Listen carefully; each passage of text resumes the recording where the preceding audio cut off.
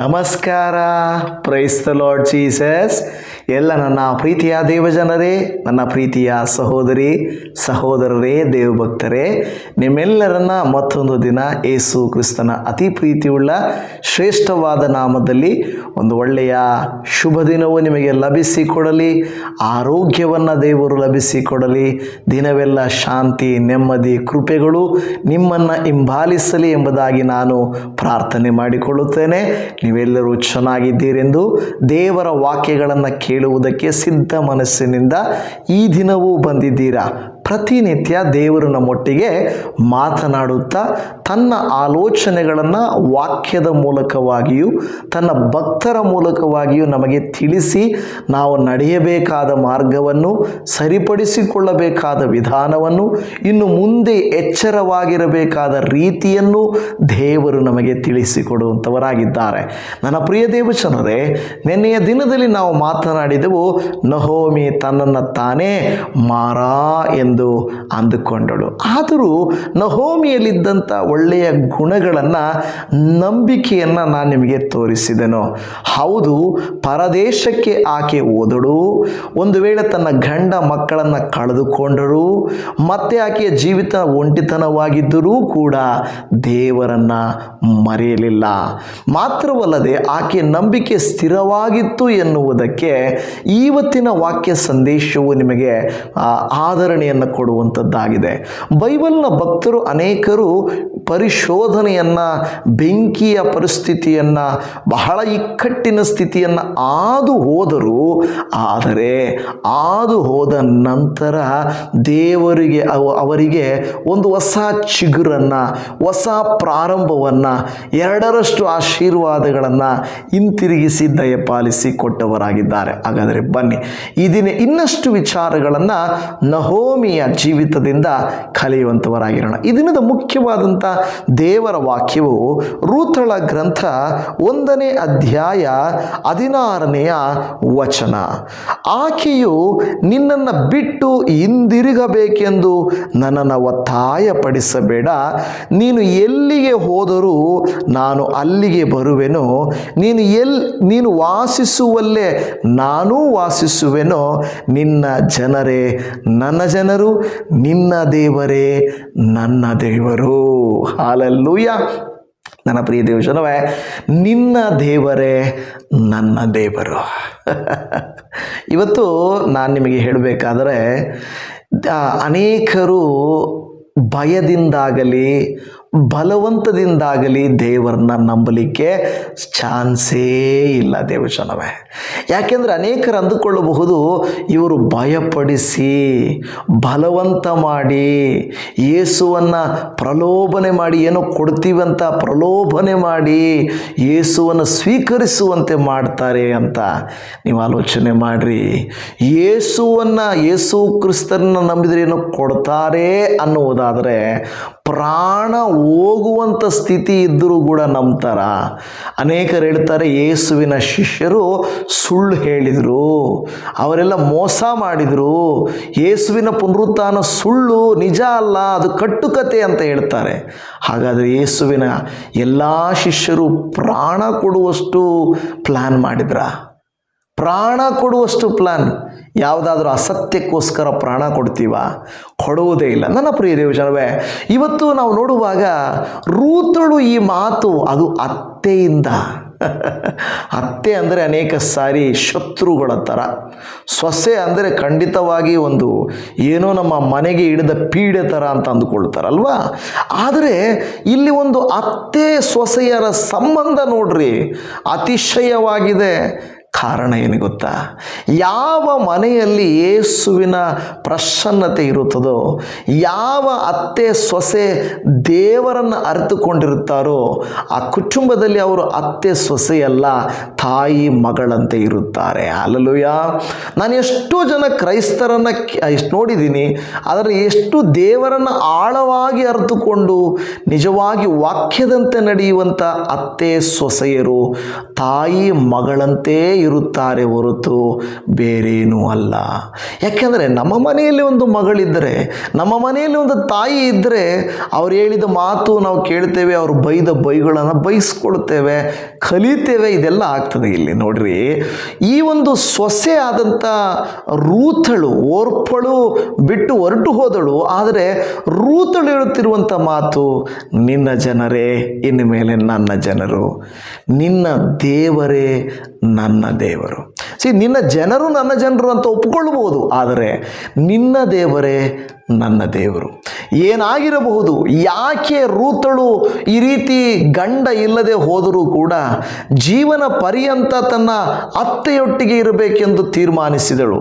ನೀನೆಲ್ಲಿಗೆ ಹೋಗ್ತೀಯೋ ನಾನು ಅಲ್ಲಿಗೆ ಬರ್ತೇನೆ, ನಿನ್ನ ಜನರೇ ನನ್ನ ಜನರು, ನಿನ್ನ ದೇವರೇ ನನ್ನ ದೇವರು. ಓ, ನೀನು ಏನು ಬಲವಂತ ಮಾಡಬೇಡ, ನನ್ನನ್ನು ಹಿಂತಿರುಗಿ ಹೋಗು ಅಂತ ಹೇಳಬೇಡಮ್ಮ ಅಂತ ಹೇಳಿ ಬಹಳ ಕಟ್ಟುನಿಟ್ಟಾಗಿ ಕೇಳಿಕೊಡ್ತಾ ಇದ್ದಾಳೆ. ಆಲೋಚನೆ ಮಾಡಿ, ಆ ರೀತಿ ಆಕೆ ಹೇಳಬೇಕಾದ್ರೆ ಕಾರಣ ಏನು ಗೊತ್ತಾ? ನಹೋಮಿಯು ತನ್ನ ದೇಶದಲ್ಲಿ ನಂಬಿದ ದೇವರನ್ನು, ತಾನು ಹಿಡಿದ ದೇವರನ್ನು ಆಕೆ ಬಿಟ್ಟು ಕೊಟ್ಟಿರಲಿಲ್ಲ.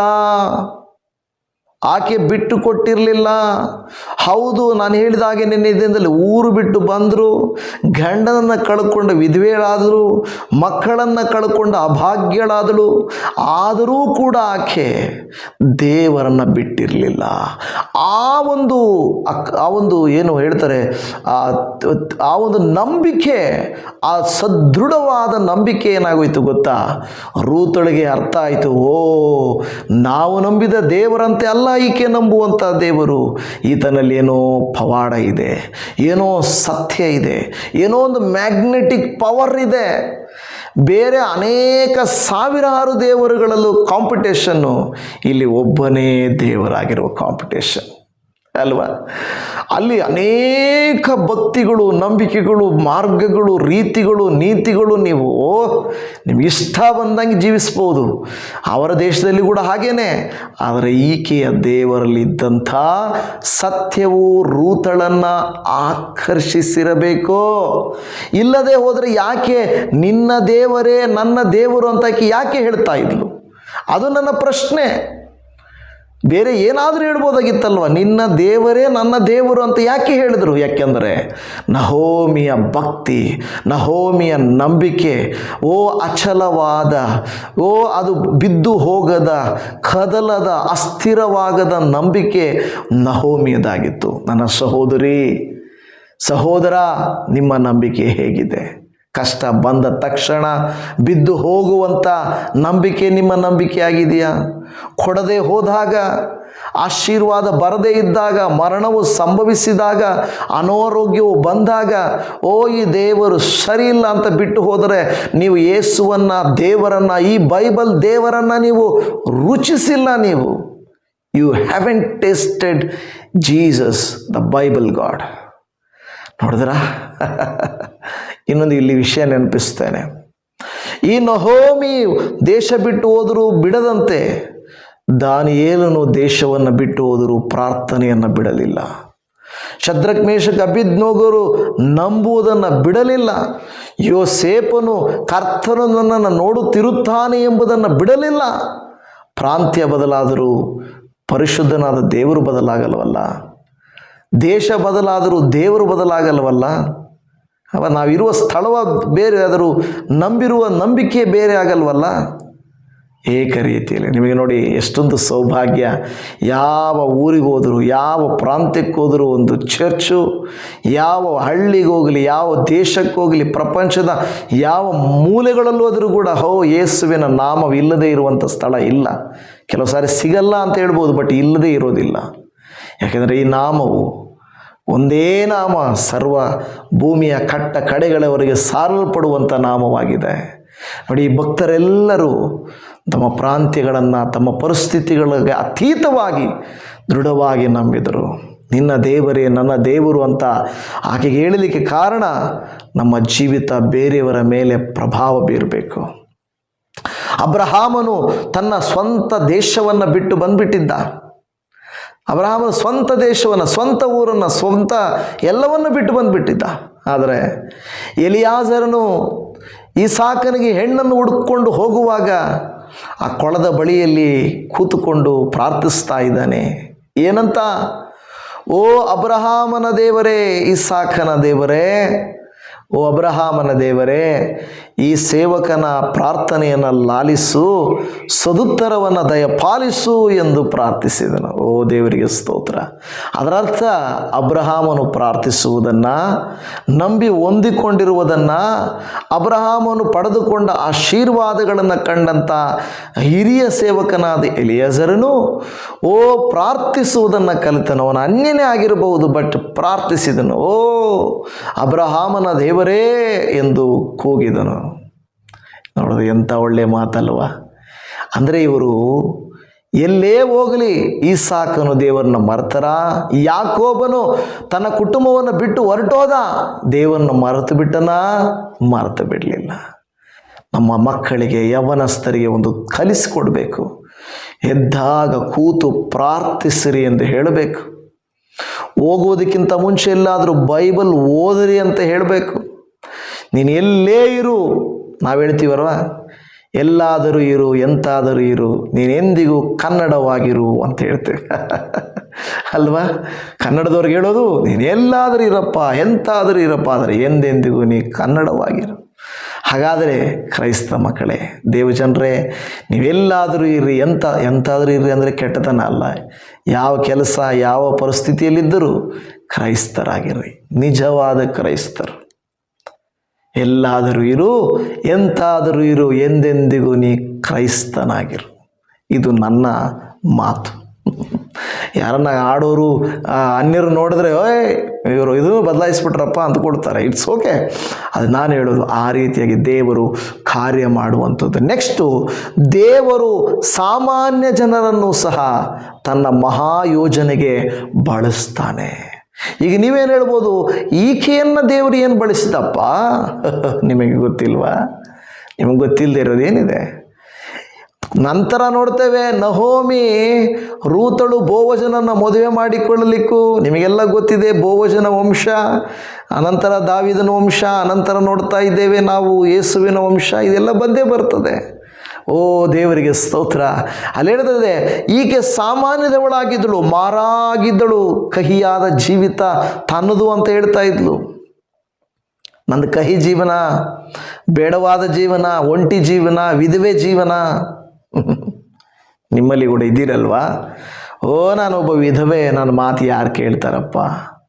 ವಯಸ್ಸಾಗೋಯ್ತು, ಮುಗಿದೋಯ್ತು ಕತೆ, ನನಗೆ ಬೆಲೆನೇ ಇಲ್ಲ ಅಂದ್ಕೊಳ್ತಾ ಇದ್ದೀರಾ. ನಿಮ್ಮ ಜೀವಿತದಲ್ಲಿ ಬೆಲೆ ಬರುತ್ತದೆ, ಜೀವಿತದಲ್ಲಿ ಬೆಲೆ ಬರುತ್ತದೆ. ಈಕೆ ಜೀವಿತದಲ್ಲಿ ನಾವು ನೋಡ್ತೇವೆ, ಕೊನೆಗೆ ಒಂದು ಮಗುವಾಗಿ ರೂತಳಿಗೆ ಒಂದು ಭವಿಷ್ಯ ಉಂಟಾಗುತ್ತದೆ. ನೋಡಿದ್ರೆ ಆಕೆಯ ನಹೋಮಿಯ ನಂಬಿಕೆ ರೂತಳನ್ನು ಆಕರ್ಷಿಸಿತು. ಆ ರೂತಳು ಬಂದು ಇದು ತ್ಯಾಗವಾಗಿ ಜೀವಿಸಿದಳು. ಅದಕ್ಕೆಲ್ಲ ವಾಕ್ಯಗಳನ್ನು ತೆಗೆಯೋಕ್ಕಾಗಲ್ಲ, ಆದರೆ ಆಶೀರ್ವಾದವು ಸಿಕ್ಕಿತು. ಮೊದಲ ಸಮುವೇಲನ ಗ್ರಂಥ 13ನೇ ಅಧ್ಯಾಯದಲ್ಲಿ 16ನೇ ಅಧ್ಯಾಯ 13ನೇ ವಚನದಲ್ಲಿ ಸಮುವೇಲನು ಎಣ್ಣೆಯ ಕೊಂಬನ್ನು ತೆಗೆದುಕೊಂಡು ಅವನನ್ನು ಅವನ ಸಹೋದರರ ಮಧ್ಯದಲ್ಲಿ ಅಭಿಷೇಕಿಸಿದನು. ಕೂಡಲೇ ಯೆಹೋವನ ಆತ್ಮವು ದಾವೀದನ ಮೇಲೆ ಬಂದು ನೆಲೆಗೊಂಡಿತು.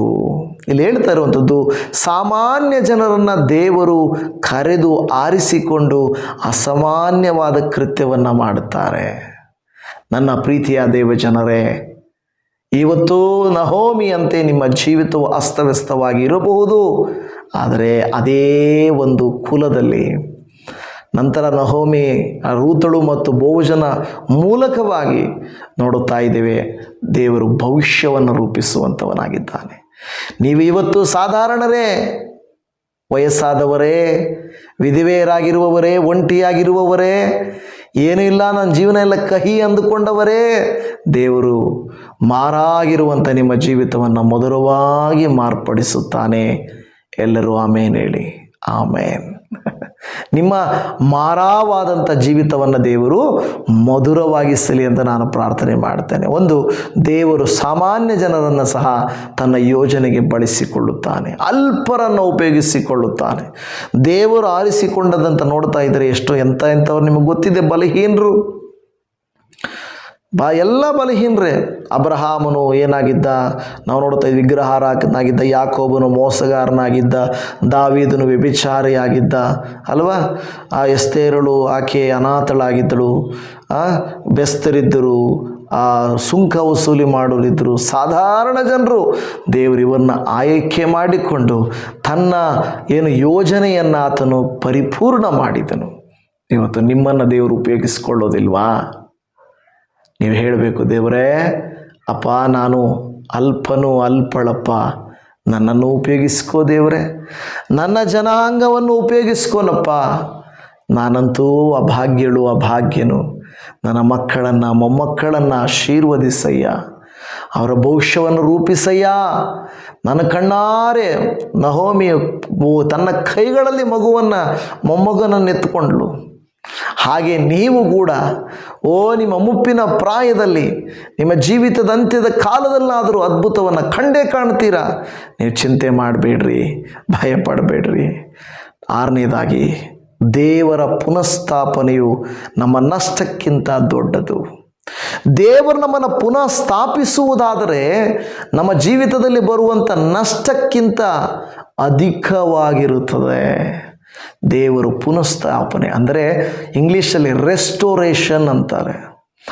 ರೆಸ್ಟೋರಿಂಗ್ ವಾಟ್ ವಿ ಲಾಸ್ಟ್, ಕಳ್ಕೊಂಡದ್ದು, ಕಿತ್ಕೊಂಡದ್ದು, ಮೋಸ ಹೋಗಿದ್ದು, ನಮಗೆ ಸಿಗದೆ ಹೋಗಿದ್ದು ಎಲ್ಲವೂ ದೇವರು ರೆಸ್ಟೋರ್ ಮಾಡ್ತಾರೆ. ಒಣಗಿದ ಮರವು ಚಿಗುರಿ ಮತ್ತೆ ಫಲವನ್ನು ಕೊಡುವ ರೀತಿಯಲ್ಲಿ, ಬೆಂಕಿಯಿಂದ ಸುಟ್ಟದ್ದು, ಬರಗಾಲದಿಂದ ಬೆಂದೋಗಿರುವಂಥದ್ದು, ನಷ್ಟ ಹೊಂದಿರುವಂಥದ್ದು, ದೇವರು ಹೇಳ್ತಾನೆ, I will restore your life, ಮತ್ತೆ ನಿಮ್ಮನ್ನು ಪುನಃಸ್ಥಾಪಿಸುತ್ತೇನೆ.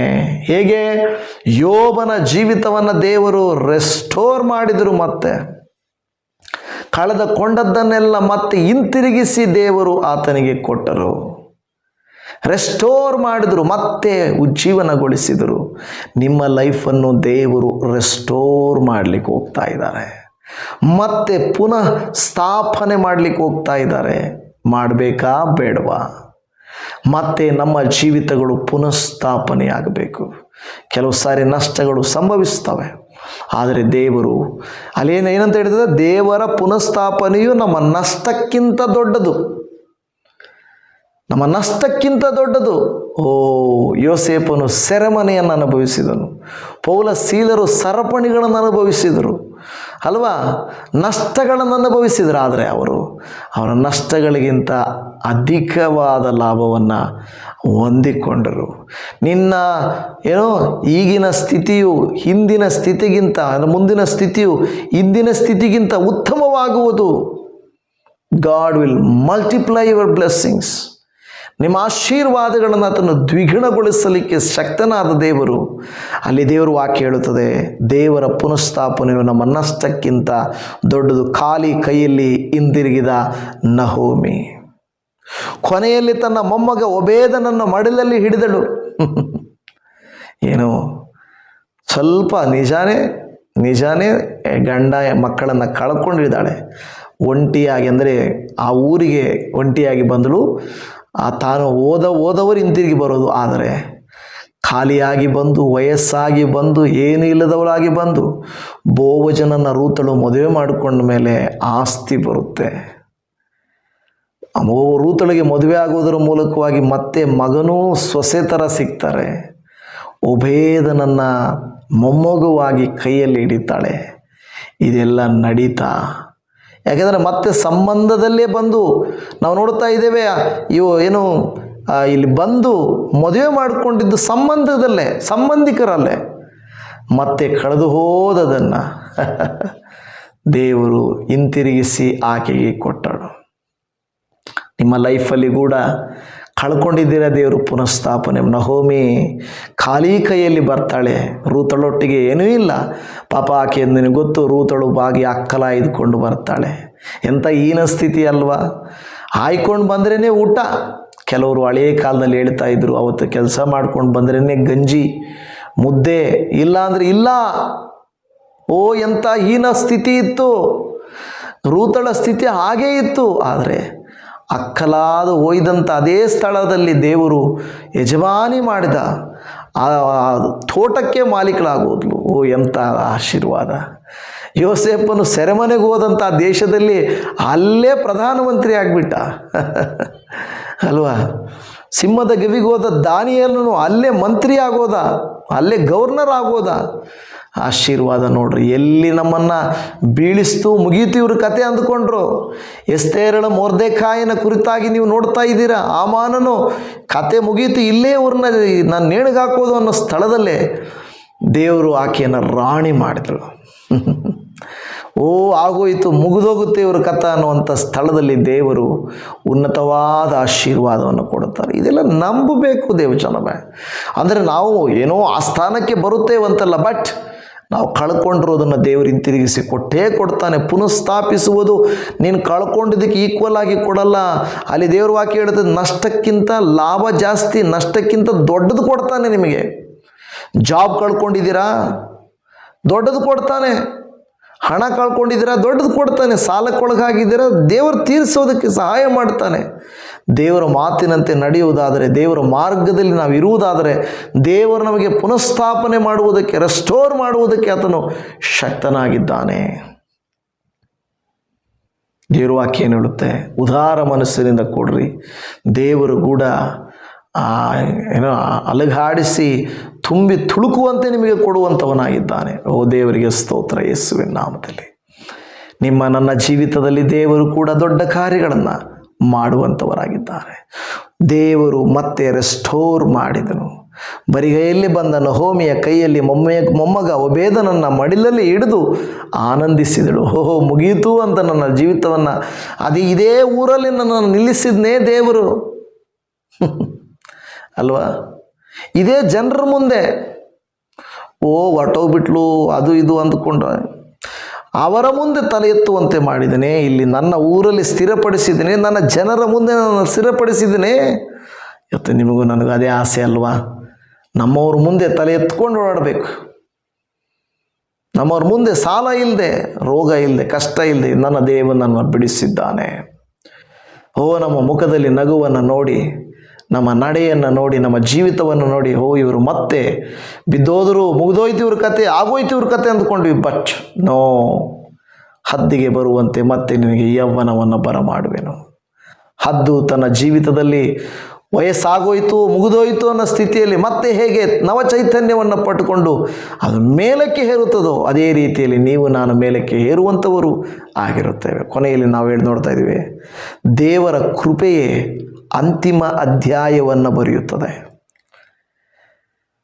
ಒಂದು ಅಡ್ವರ್ಟೈಸ್ಮೆಂಟ್ ಬರುತ್ತೆ, ಡೋಂಟ್ ಏನಂದರೆ ಅದೇನು ಹೇಳ್ತಾರಲ್ಲ, ಬುಕ್ನ ಕವರ್ ನೋಡಿ ಡಿಸೈಡ್ ಮಾಡಬೇಡ್ರಿ. No, don't judge a book by its cover. Don't judge a book by its cover. ಮೇಲೆ ಇದೆ, ಏನಿದೆ ಬಿಡು ಅಂದ್ಕೊಳ್ಬೇಡ್ರಿ. ಒಳಗಡೆ ಇರುವುದು ಸತ್ಯಾಂಶ. Don't judge a book by its cover. ನನ್ನನ್ನು ಈಗಿನ ಪರಿಸ್ಥಿತಿಯನ್ನು ನೋಡಿ ನೀವು ಜಡ್ಜ್ ಮಾಡಬೇಡ್ರಿ, ಮುಗೀತೀವಿನ ಕತೆ. ಯೋಬನ ಸ್ನೇಹಿತರು ಬಂದು ಹೇಳಿದರು ಅದೇ ರೀತಿ, ಯೋಬ ನಿನ್ನ ಕತೆ ಮುಗೀತಪ್ಪ, ನಿನ್ನ ಕತೆ ಮುಗೀತು. ಹೆಂಡತಿ ಬಂದು ಹೇಳ್ತಾಳೆ, ನಿನ್ನ ಕತೆ ಮುಗೀತು, close, your chapter is closed. No, God is writing a new beginning. ಒಂದು ಹೊಸ ಅಧ್ಯಾಯವನ್ನು, ಹೊಸ ಪ್ರಾರಂಭವನ್ನು ದೇವರು ಬರೀತಾರೆ. ಇವತ್ತು ನೀವು ನಾನು ಆ ಹೊಸ ಅಧ್ಯಾಯವನ್ನು ನಮ್ಮ ಜೀವಿತದಲ್ಲಿ ದೇವರು ಬರೆಯುವಂತೆ ನಾವು ಕೇಳಿಕೊಳ್ಳೋಣವಾ? A new story. ಅಂತಿಮ ಅಧ್ಯಾಯವನ್ನು ದೇವರು ಬರೀತಾನೆ. ರೂತಳ ಗ್ರಂಥ 4ನೇ ಅಧ್ಯಾಯ 17-22 ನೀವು ನೋಡುವಾಗ, ನಾನು ಅಷ್ಟು ಓದಕ್ಕಾಗಲ್ಲ. ನಹೋಮಿಯ ಕತೆ ಬರಗಾಲ ಮರಣದಿಂದ ಪ್ರಾರಂಭವಾಯಿತು, ಆದರೆ ಸಂತೋಷ ಮತ್ತು ಆಶೀರ್ವಾದದಿಂದ ಮುಕ್ತಾಯವಾಯಿತು. ಒಂದು ದುಃಖದ ಅಧ್ಯಾಯವನ್ನು ನೋಡಿ ನಾವು ತೀರ್ಮಾನ ಮಾಡಬಾರದು.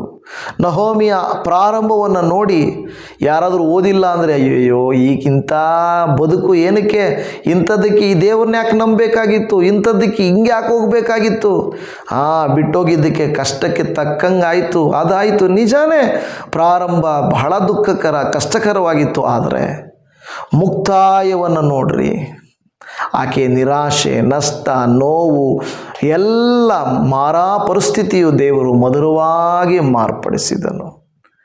ವಾಕ್ಯವನ್ನು ಕೇಳುತ್ತಿರುವಂಥ ನನ್ನ ಪ್ರೀತಿಯ ದೇವಜನರೇ, ನನ್ನ ಜೀವಿತದಲ್ಲಿ ಮಧುರವಾದ ಜೀವಿತವು ಬೇಕಾ? ಕರ್ತನನ್ನು ಆಶ್ರಯಿಸೋಣವಾ? ಕರ್ತನ ನಾಮಕ್ಕೆ ಒಪ್ಪಿಸಿಕೊಡೋಣವಾ?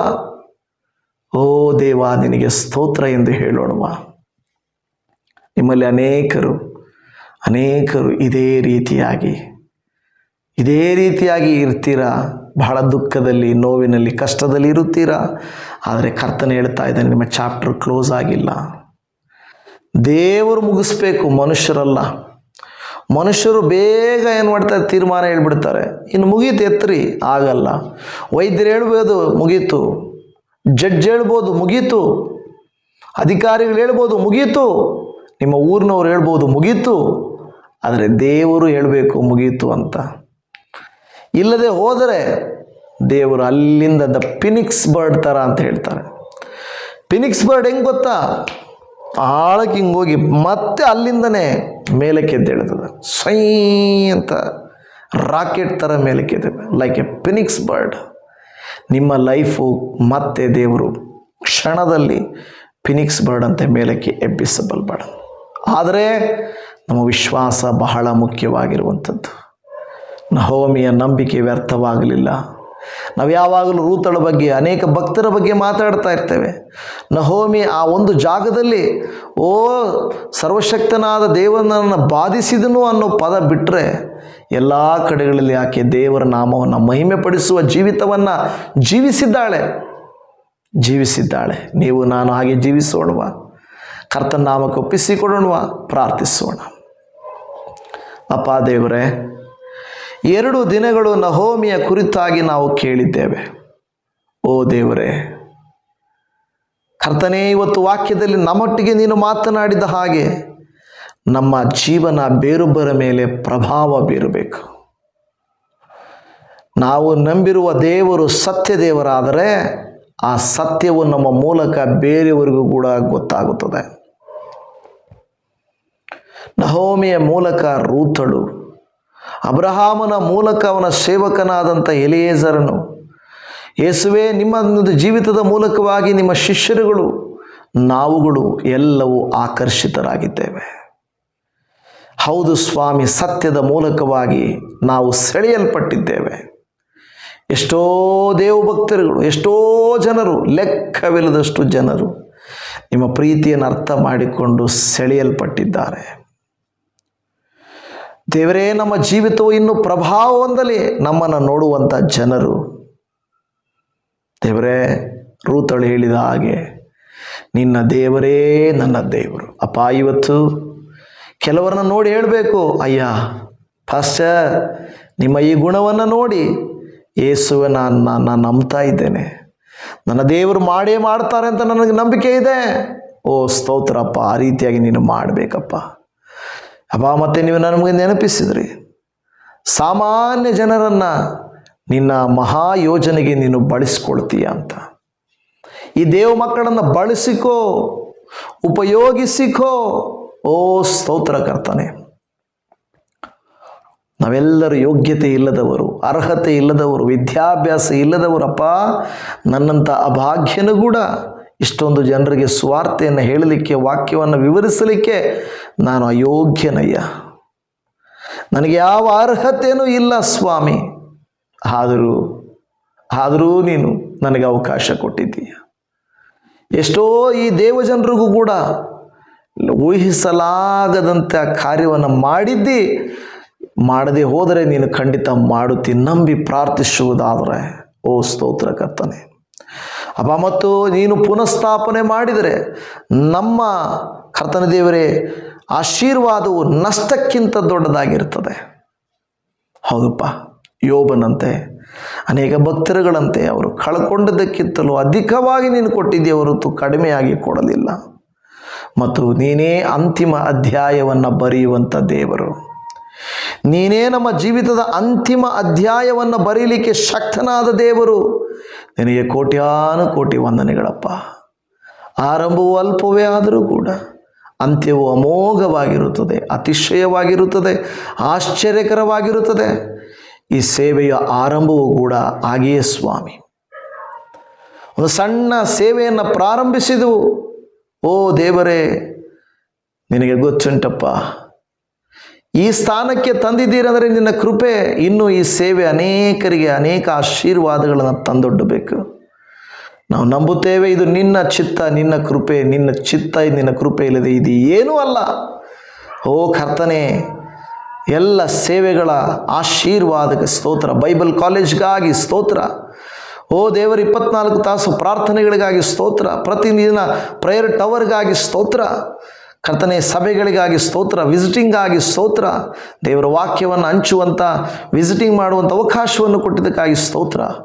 ಎಲ್ಲ ಅಗತ್ಯಗಳನ್ನು ಪೂರ್ತಿ ಮಾಡಿರಿ. ಇನ್ನು ಮುಂದಿನ ದಿನಗಳಲ್ಲಿ ಈ ಕರ್ನಾಟಕ ರಾಜ್ಯದ ಉಜ್ಜೀವನಕ್ಕಾಗಿ ನಾವು ಪ್ರಾರ್ಥಿಸುವಾಗ ಅನೇಕ ಸಭೆಗಳು, ಸೇವಕರುಗಳು, ವಿಶ್ವಾಸಿಗಳು ಉತ್ತೇಜನಗೊಳ್ಳಲಿ. ಓ ಯೇಸುವಿನ ನಾಮದಲ್ಲಿ ಸೇವೆಯ ಬಲಗೊಳ್ಳಲಿ, ಪ್ರಾರ್ಥನೆಗಳು ಹೆಚ್ಚಾಗಲಿ, ನಿನ್ನ ನಾಮ ಮಹತ್ವವು ದೇವರೇ ಗೊತ್ತಾಗಲಿ ಎಂದು ಬೇಡಿಕೊಳ್ಳುತ್ತಾ ಇದ್ದೇವೆ. ನಮ್ಮ ಮೊರೆಯನ್ನು ಆಲಿಸಿದ್ದಕ್ಕಾಗಿ ಸ್ತೋತ್ರ ಅಪ್ಪ.